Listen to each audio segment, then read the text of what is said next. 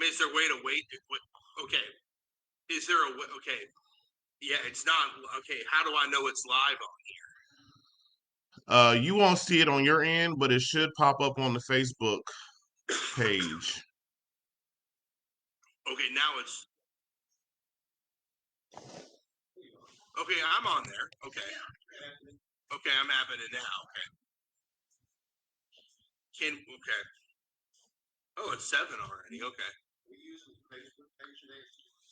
No, we're using Zoom, and Zoom's connecting to Facebook Live.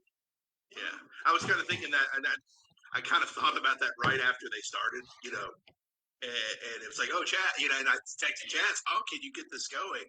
And it was too much into the meeting. There is a way for you to take the Stream Live key and put it on your. You can put it to your Zoom, and then once you run the meeting, it will run through Facebook Live from the Evansville Morning Rotary account on Facebook. Okay. There is a way to do that through Zoom. Okay, you have to show me later, but that's fine. Okay, so we're good. Okay, so it's connected to all the activity of Zoom. Okay. Okay, this is.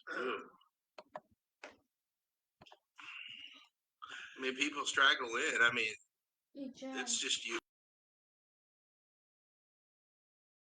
Bianca here. Speaking of straggling in. Yeah. Hey, what's going on? Technically, I'm on time. Technically, yeah. You're right. Well, yeah. Yeah. We didn't say about how much. Well, I mean, as a speaker, you're supposed to show up a little early to get set up. Chris is here. Well, there you go. Okay. That's most important. I mean, there's personal responsibility.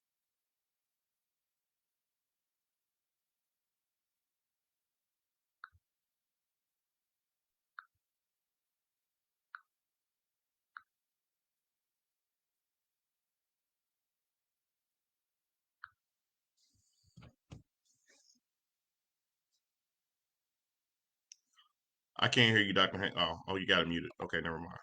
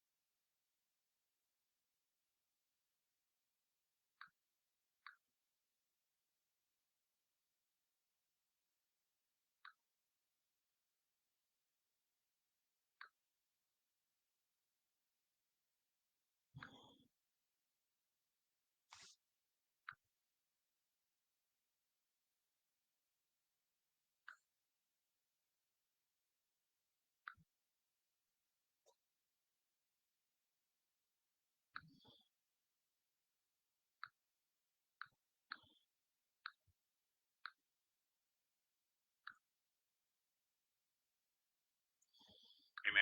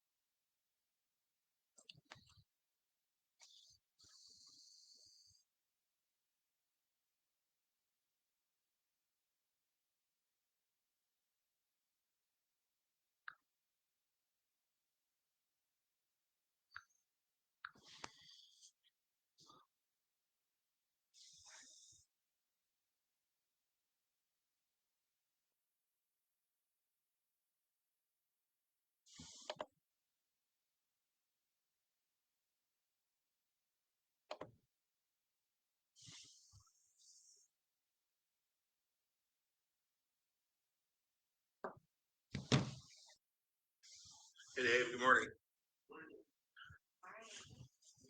Yep.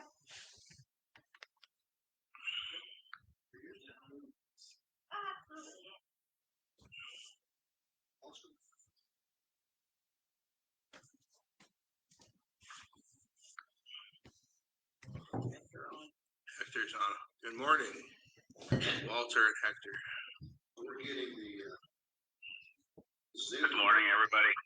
coming up on the club Facebook page. That's what we were coordinating with Chaz about. Yeah, I can see Chaz is on there and Hector. so you can see all that. Okay, and then Bianca's gonna log on. You're gonna have to mute all participants while these presentations are going on, because if somebody has their mic on, it's gonna show them with their mic on. So everybody needs to be muted except for you, Dr. Hanka. That way, Okay. when you have the speakers on, we can actually hear them. Okay, Roger that. Okay. What we're gonna do is Bianca is going to log on to her account, Zoom account, and then we'll enable her to share. That'll work. Yeah. All right, let me know when you're ready.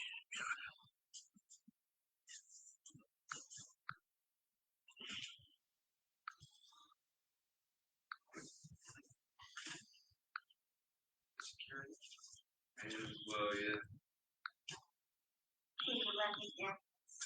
Yes, ma'am. Okay. Hi, how are you?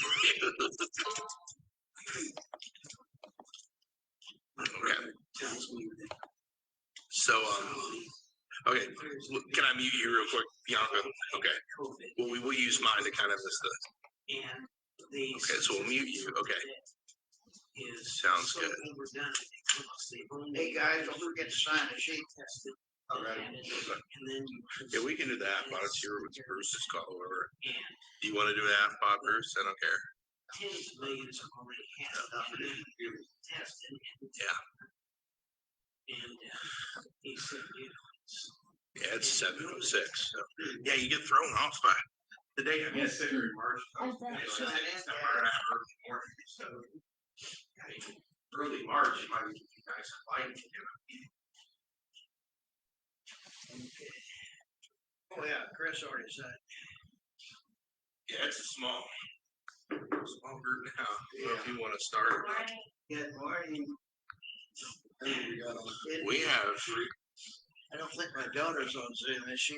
gosh, we really only have 3. She's been working out of the house forever. Yeah, it's a She's on the phone constantly. What kind of promotion? With Houston. So I You get a promotion to work or you? No, you know what happened?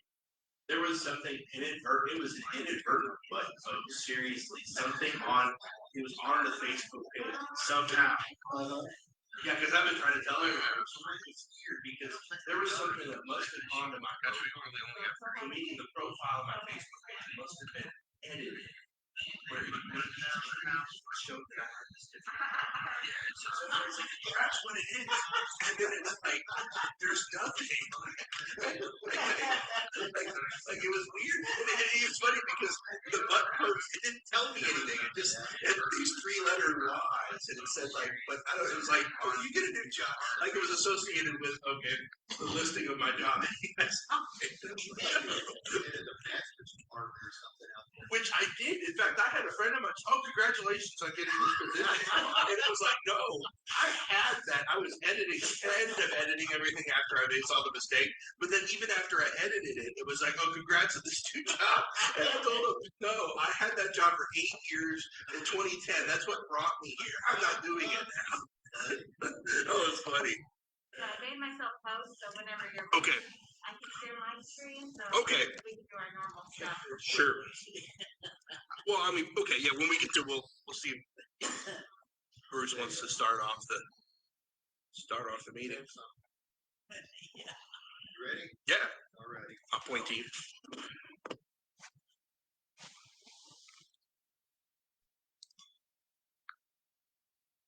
Good morning. Good morning. Everybody here in Zoom land. Join me to pledge allegiance to our country's flag. I pledge allegiance to the flag of the United States of America, and to the republic for which it stands, one a nation under God, indivisible, with liberty and justice For all. Thank you. Heavenly Father, we thank you for this new day and all the many blessings that you give all of us. We ask that you help us to get rid of this terrible thing that's happening in our country today. And we also ask that you give us all good health from now on. We ask all of this in your name. Welcome everybody to the insurance hour. Chris and Bianca have a presentation on what's starting a business in the pandemic and then trying to make it successful. So I have nothing housekeeping wise, so we're going to turn it over to Chris and Bianca. Okay. Take it away, folks. You stand up there, or You can, or you want us? let's get the screen going first.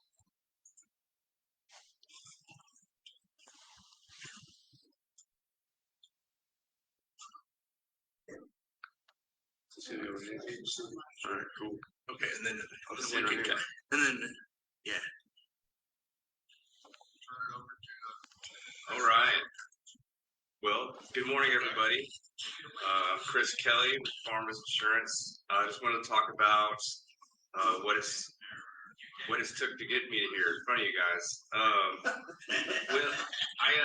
When I first joined this, I was just getting licensed again. I was working here at Tropicana as a surveillance supervisor, but I wanted something more in my life. I knocked out my MBA, I got on my license, got appointed with Farmers Insurance, and I opened up my own office. During that time, I also still maintained my other job, which was from here, and I moved over to Elks Park.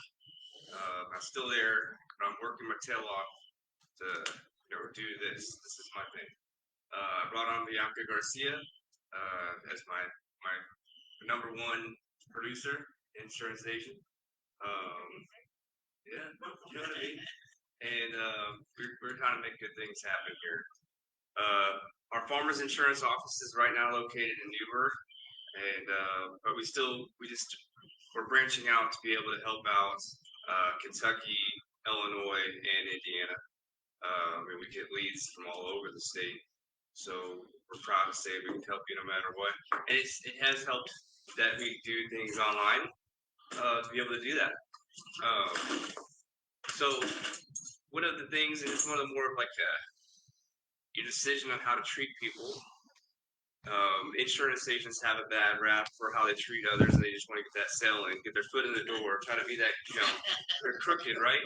So we try to do this thing where it's mission over commission. So we're committed to our clients' experience, and we want to have that relationship with people and know what people need, what they want. And it's not about us trying to make more money off of you. So I don't want to look at going into a sale like I'm gonna get a Lamborghini off of it.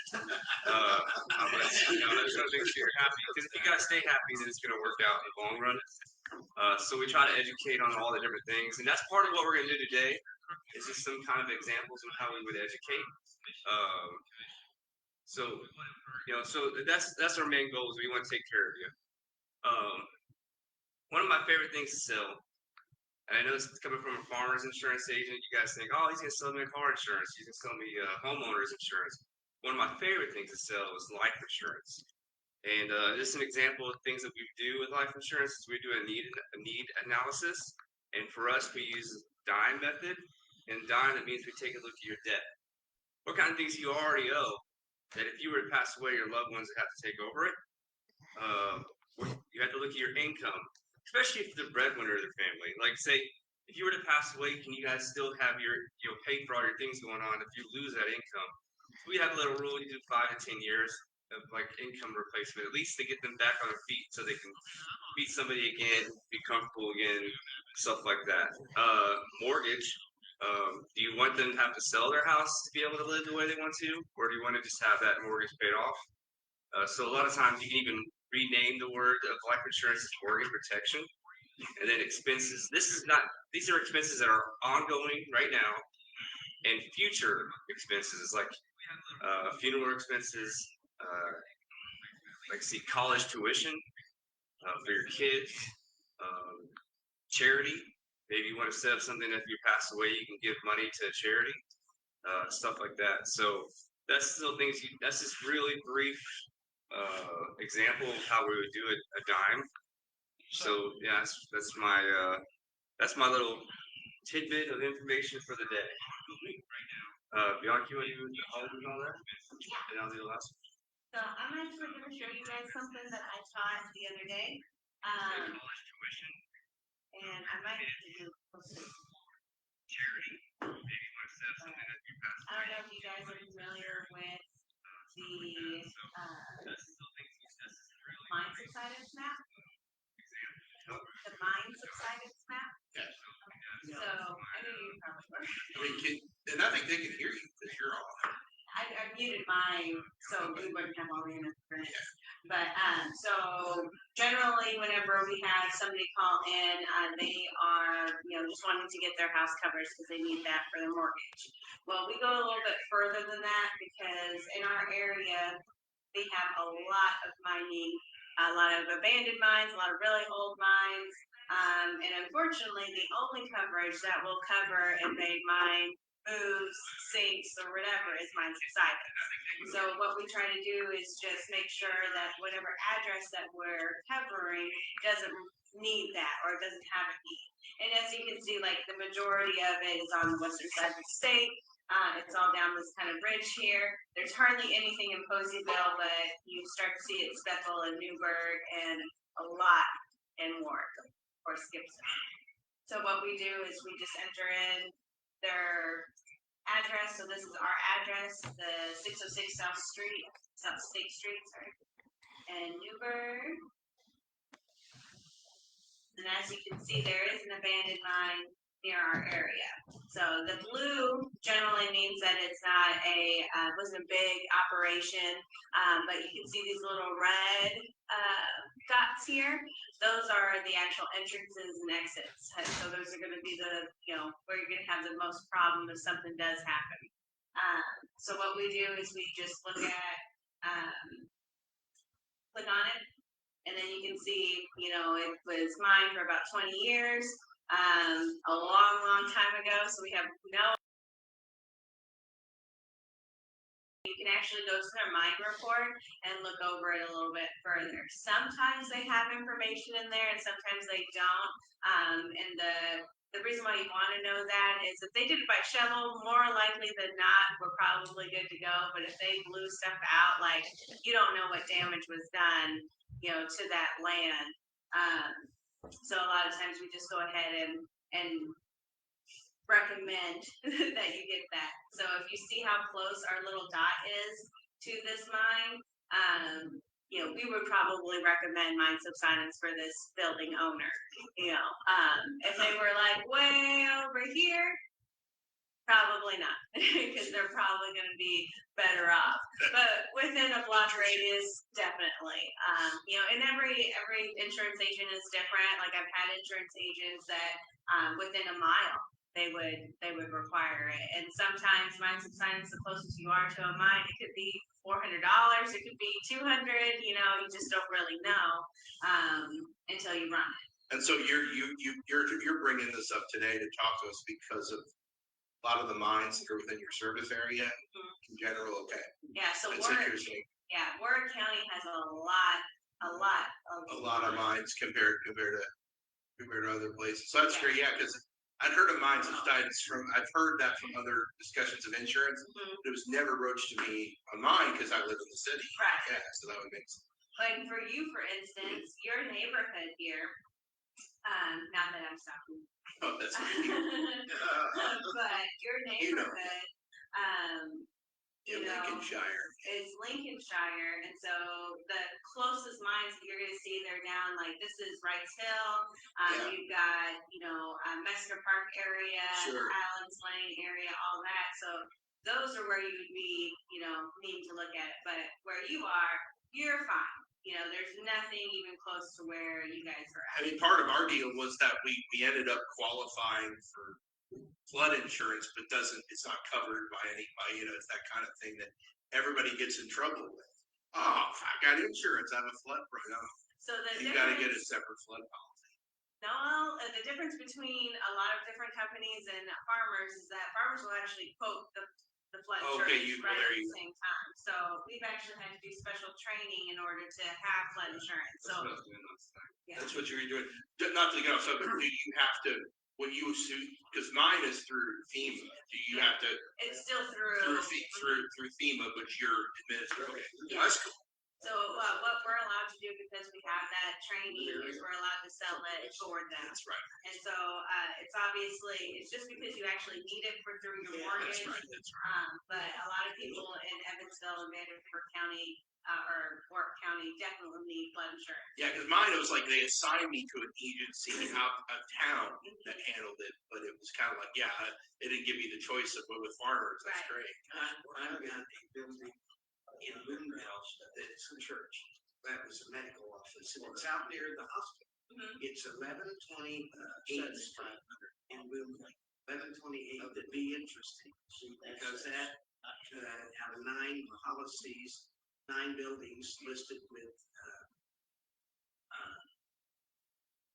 an insurance company, that's one of them, they say needs the, Mine subsides. line subsides. Well, you can see why right here. So this is your property. Yes. And you are right on top of an abandoned mine that was only mine for 8 years, it looks like. But it was a pretty large mine. There you go. So Right in the center of Boonville. Right in the center. School's up on the street, What's and the the- hospital is around the corner. Yeah, if you have a numbered street, you tend to be more in the So, center part. as you can see, like the blue one was mine for 20 years. This one's brown, it was mine for 8. Oh, okay. So like the severity is color coded, and just to kind of show you, we all know about Gibson County mines, right? And Wabash. So if we scroll out and we scroll over to those, you're gonna see like they're a little different. You can see that they're purple. They got the purple and it's blue. What's purple mean? So those are active Okay, generation right. mines. You know, Over to Gibson and so Knox, yeah. this whole area is affected because like they go and check so many times, you know, on like the progress, and sometimes you can actually get Explosions and to mine the dang on stuff, and you've got houses 1,000 feet above. Yeah. essentially. I mean, there's some that were only like 96 feet deep, so you know they just crush it all down and build over it. And sometimes they do that, and sometimes they're like, man, this is fine. So this is why mine subsidence is important. I actually had a client with State Farm who was moving from California. She bought an investment property in Warwick, and it was the first time that this has ever happened. I don't think actually she was mine. I just talked to her after. But her house sunk. And it was a mine subsidence issue. They don't have those issues where she's at, so she never knew to ask about it. The agent never told her about it. She was trying to ask me like how I could help her because that agent wasn't talking to her, and literally there's nothing I could do. You know, you can't backdate coverage, even if it was, because the problem was like she was still actually in California. So if we were going to check things and do something for her, like this is a vacant home also. So technically we couldn't even have written it if it was a vacant home. So there's just a lot to it. And I just wanted to show you this. So this is the actual mine map that they currently have. You can see it's set up in grids. And so they'll have a lot of information about like each particular grid, but you can just see how vast this is. And it just kind of shows you all the different like cubbies and things like that that are in there. So you get a lot of information from this map, and this is public information. You're allowed to get on it yourself. But this is just one thing that we take to the next step with our client experience, because if you have an issue, this is our fault that we never told you that this was an option, that you needed it. I mean, this is just something that comes with time and experience that we know. It's like, okay, you're Warwick County, let me check your map. It's like, oh, are you south of Diamond Avenue? Let me check your map. Diamond Avenue? Yeah. south of Diamond, north of Diamond, right in between of the west side, right before you're technically the west side, and right after the east side, there's that long little chain of mines that are up that area. So Really? and they're older, you know. I mean, they're older. It would make sense because as the city, 100 years ago when it was smaller, it would have been more open. There's and it makes sense because it's right on the river, so they had every opportunity to just, you know, a lot closer to the river, a lot less expensive, a lot less time. So it just kind of made sense. But these are the use the creek, Pigeon Creek, and get to their area. But there's now, like, Ferris Avenue in Maxwell. So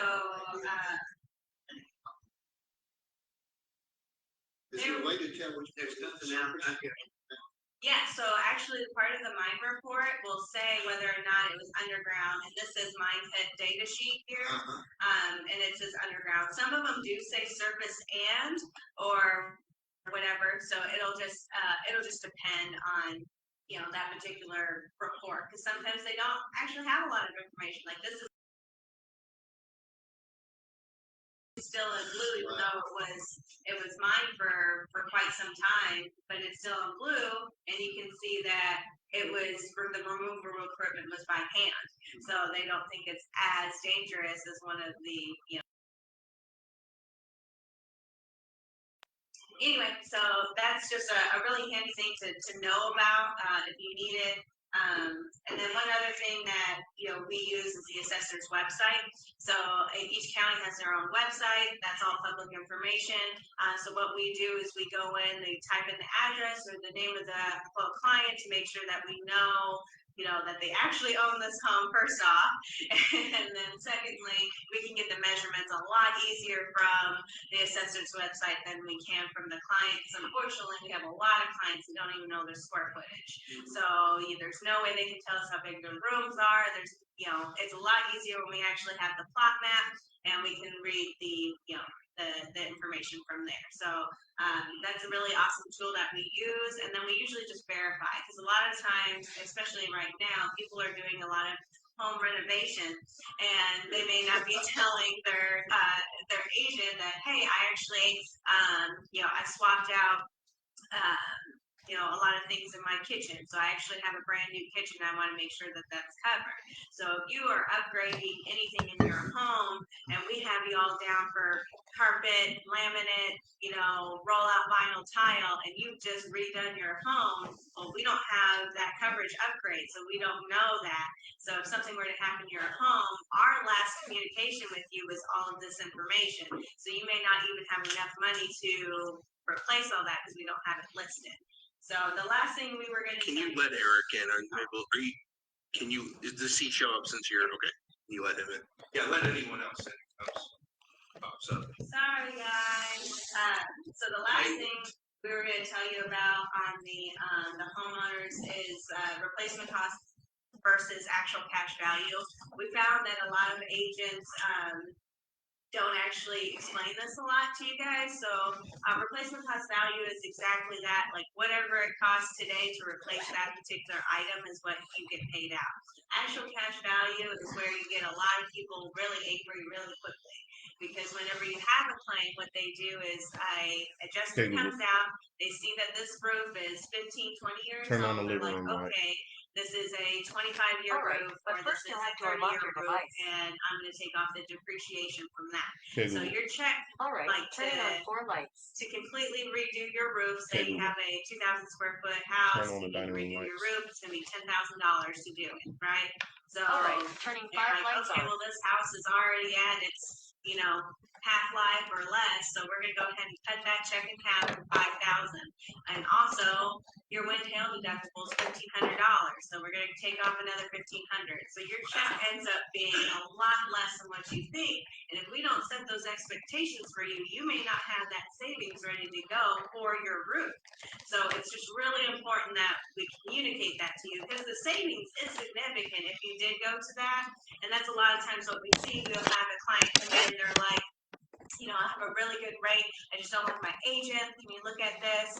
And then we'll run it for replacement costs, and then we'll show them why we've done it this way, why it either is the same or more expensive than what they currently have. And the huge difference generally is that they have roof services on their roof. And roof services is a fancy way to say actual cash value on your roof claim. And the number one claim in our area is roof claims. So it's going to be wind and hail. That's what, you know, that's what our number one claim is. You're going to have a roof claim here.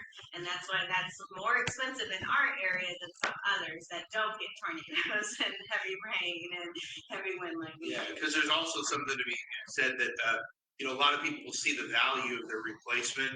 It's far more than what their home is worth. And that has everything to do with, okay, right now in 2020, if you were to rebuild the dwelling with extra costs and everything, that's what. So it there's costs. action, I know that replacement and actual cash value, if your place is destroyed and you decide you're not going to build it back, you're gonna get actual cash value if, versus what it costs to build it back. That depends on your policy. So if you decide not to rebuild the home, but you still have all the destruction of the home, all of the debris removal, those are already payments that are being paid out. No, I understand that, Okay. but I didn't know that any insurance company did actual cash value policies on partial destruction. I thought everybody wanted replacement cost. No. Oh, no, defaults, most defaults. So they are that when you have a loss, that the shirts and blouses and underclothing are what you would get at a flea market or what you would get at a yard sale versus replacing that shirt that you just bought 2 months ago and for $25. That's absolutely a really great analogy for it, because it is like you're getting a check for used things essentially, but that's the whole point. And it doesn't break anything, hardly. Used stuff. You try selling the ladder. Right. That costs you $200 new and try to sell one used, and if you get $25, you're lucky. Right. But So that's that's another reason why when you want to get your stuff replaced, that you do a thorough job and have an inventory of that. That people need to And walk they never around do it. and photocopy or photograph. I had a house explode in 1977.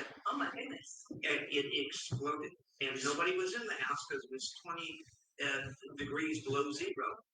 And had been for weeks. Water lines were breaking in the streets, and a gas line snapped underground. Well, clients And make the sure that pressure they was know, 40 pounds. that they before it actually got own to the this home first pressure off. reducer in the house. And then And secondly, it pushed through the wall. It followed the gas line into the house. The meter was in the basement, right. and it blew 40 pounds of pressure into the And the house. measurements a lot Furnace easier and from. it was still on because there was pressure. And filled the house with gas. I was working, Jamie was teaching nursing at University of Evansville. The boys were at a relative's house. The house exploded. And it looked like Texas oil derrick, because that gas was coming up and in the sky. The house next door, as cold as it was, and it was 30, 40 feet away, it melted the aluminum siding on the house. Well, and that's another good point to bring up, because whenever your house has an issue and you have damage done to your neighborhood, because of what happened in your house, that's why you want to have lots of liability coverage. And liability coverage is so inexpensive. And there are a lot of agents that we see that just put clients at $100,000 for a $300,000 replacement cost home. So a $300,000 replacement cost home is probably a 3-bedroom, 2-bathroom, just to get started. And they're, it's just far more expensive to rebuild than it is to purchase. That's why you have those limits that are much higher than Right. what you paid for your home when your home was assessed and Right. appraised and so on. Yeah.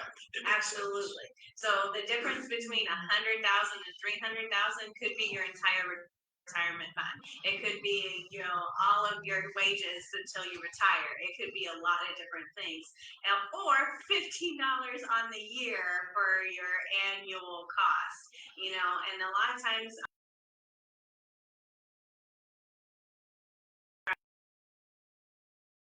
flooding your house, 4 or 5 people living there.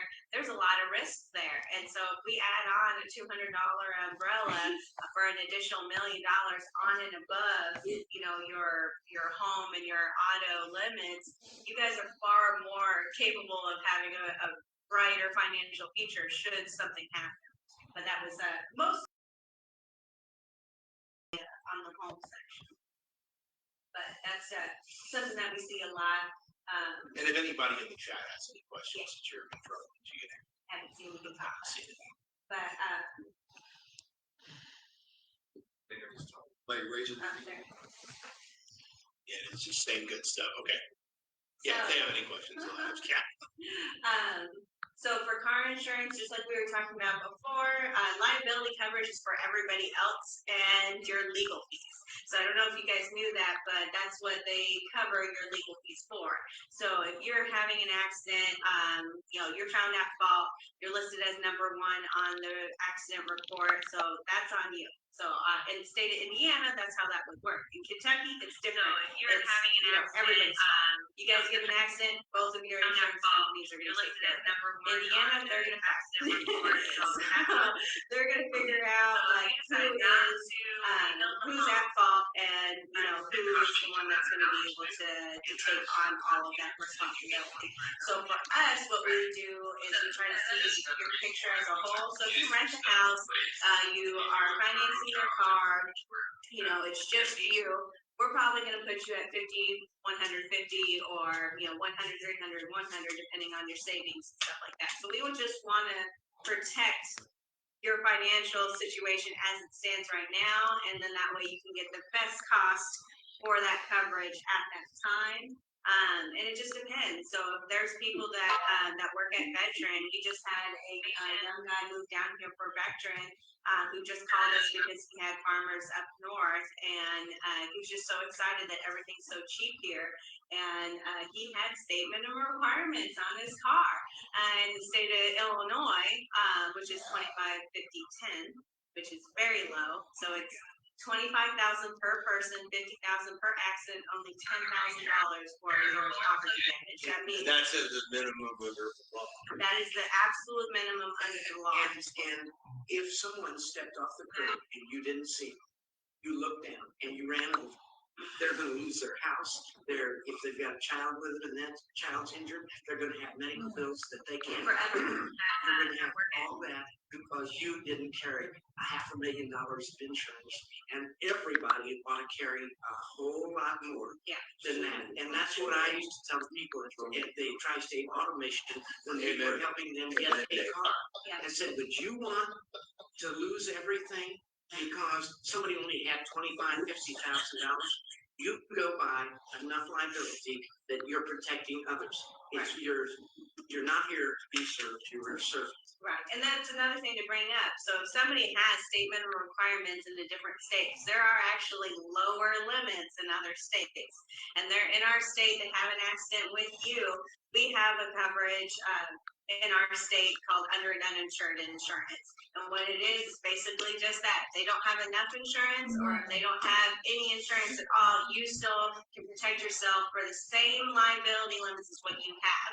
So if you cover 250, 500, we can also cover you for 250, 500 if somebody without any insurance hits you or without enough insurance hits you and you guys are injured. So that way you're not. Farmers lawyers are going to go out. Yeah. Farmers are going to take care of it, let me tell you. And that's any insurance company can provide that for you. But we found that a lot of people don't even have it when they sign up for Geico or Progressive online because it's a more expensive coverage. They don't understand what it is. And so they just click no on it. And a lot of states make you sign something that says that, no, I do not want this coverage. And so you have something written that says you don't have this. You cannot be upset whenever it happens because you didn't read the information you signed. So we definitely want to make sure you guys understand that that is an option. And the liability and the underinsured is the exact same. You can't buy more underinsured than you can buy liability. Absolutely. Right. So if you want to screw yourself, then, and you screw somebody else, you're gonna screw yourself too. Right, no, absolutely. Good. And what we find is that, once we tell people about it, then that's when they're more likely to make sure that they purchase it and keep. One last thing about this is just that our comp and collision is something that a lot of people don't know that the difference between. So what we try to tell people is that if you have a act of God kind of accident, and so if you have an act of God kind of accident, so that's like hitting a deer, a tree falls on your car, anything like that, if that happens to you, then that's going to be under your comprehensive coverage. So I'm speaking from here so I can see you. and then so just joking. So comprehensive is act of God, glass. Somebody steals your car, that's comprehensive. Somebody vandalizes your car, that's comprehensive. And you're gonna see like here, that's not as expensive as it is, say, just across the river to Illinois. Deer hits are significantly higher. Even though they do happen a lot here, it's a lot more expensive to have comprehensive coverage just over there. Their liability is a lot lower, so they actually have cheaper policies than what we do in Indiana, especially. But what we find is that you can choose, whatever deductible that you want and everything too. So you can have a $250 deductible on comprehensive. Because more likely than not, those aren't things that you did. If you hit a deer, there's no. If you swerve to not hit the deer and you hit a ditch, that turns into collision. So that's an important thing to know. But hit that deer, hit whatever thing it is, just hit it. Yeah. So but it's safer for you if you just hit the animal, because you're putting yourself in a whole lot of danger if you try to swerve and you don't hit the deer, you hit a ditch, you roll your vehicle, and now everything is broken. So That's a good idea, Travis. yeah. This would be a great presentation idea for the Interact Club. Yeah. The insurance. Just this today. Oh yeah. Yeah. So good idea. Yeah. Yeah. Yeah, whenever they have a future meeting, we'll talk to Ms. Williams. Yeah. No, we'd be happy to do it. And I did want to bring up, since it is cold right now, if they don't teach you that in school. I know they don't teach us how to do taxes either, but here we are. Taxes, writing checks. So I was going to bring up that your collision is, so if we have ice, you drive anyway, you know that it's icy out, and you slide and hit something. It is not a comprehensive claim because there's ice on the ground. You still chose to drive, so you are still at fault for that accident, and that is a collision claim. So that generally is a higher, the higher deductible. Can I ask them? I've been told that this rule of thumb that when a car gets above 10 years, that collision coverage is less necessary because of the value of the car. So What kind of car? So here's the thing: you get a car, the value of the car. I mean, so you get the car, so the value of your comprehensive. Just get rid of the comprehensive. You're not going to replace it. You can almost replace the car for the price of the done.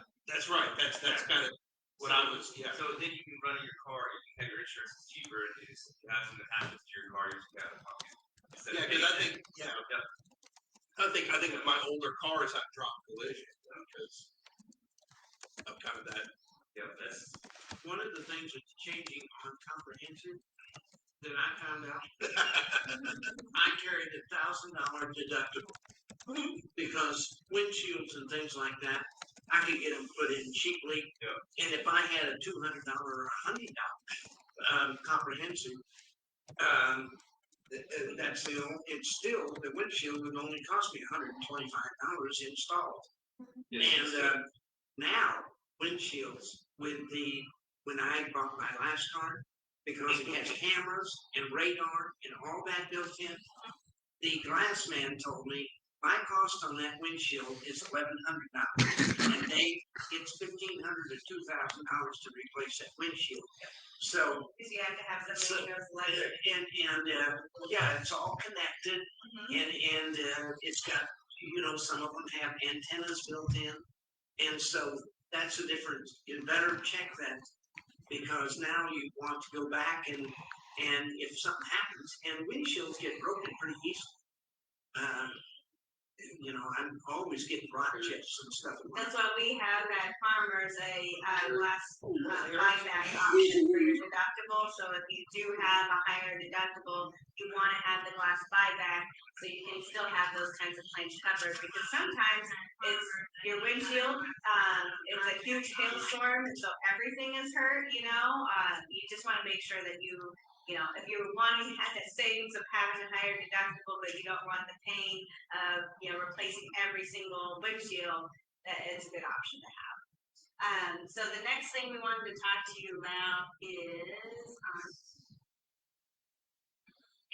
Okay, this is something I just thought about yesterday, and it's kind of like knowing my audience, but like what I want to do for the month of February for anybody that wants to get a quote. This isn't like inducing purchases or anything like that. This is just trying to get activity going for us. If anybody gets a quote saying that if you guys send us, we're going to give $5 for each one. So hopefully you get a lot of them. But I know it's not much, but it fills up. You know what I mean? I'm not talking like $1 $5 bill. Here you go, run with it. You're going to save the world. We could put that money towards our Walking for Dreams event. Yes, that's what I'm saying. Is like whatever you guys want to do with it. And it's something I want to sit down with somebody so we can work out the kinks on it. But like it'd be something that we could try to like maybe help you guys do. And just for a reference, I've been able and allowed to quote for 3 weeks, and I have over 33 quotes. So just so you guys know, like it's not just $5-10. Like we're constantly quoting. So if you can get us anybody to come in, that we can quote. And generally, we don't just offer just farmers insurance. We have Bristol West, which is a farmers company as well. We have additional Hagerty, for those antique cars that have a lot of value as far as like retail, but not so much value as like replacement. So there's a lot of opportunity that we can help with. Yeah, and business insurance organizations like this that have insurance, specialty products. Like your motorcycles, your RVs, mobile homes, condominiums. I mean, you name it.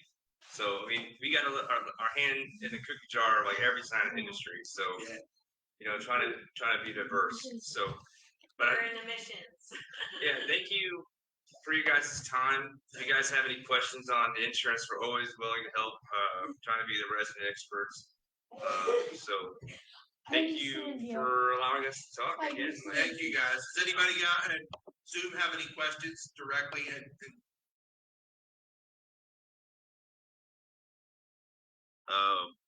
I could definitely see like where you guys could really be a benefit, an asset to the community, like through that interact by educating people on these things, because a lot of people don't know. And I would even recommend you might take Dave Myers with you, because he's got tons of stories that make get through it all. And that's another thing. I've been in this industry for 10 years, and in my second year, I had a client that came in, and we were pushing life insurance, and she was an older client. She didn't have very long until her retirement or anything like that. And we just happened to talk to her about it, because that's our responsibility as agents, is to just to let them know what they have available. She thought she was too old. She was not. She was in her late 50s. She was not old. And anyway, so she's like, oh, I'm too old. It's gonna be too expensive. Blah blah blah. And I just need enough to get me buried. The exact thing for you. And it was a really inexpensive policy. It covers your final expenses. She had some kind of aneurysm at work a little less than 60 days after we closed the policy. So she passed away, and it was my very first insurance claim for life insurance. I've never had one before. I'd only been doing it for 2 years. And over time, we do see a lot of things that happen. We end up coming through with some really crazy stories sometimes because of things that other people have brought to us because they're current agents of this, that, and the other. And we have to, not fix, but we have to re-educate so many clients on things because of the way that they've been treated in the past, just so they didn't get a claim paid or, something to that nature. Recently, there's an agent that was fired from a big name company, and some of their clients asked me about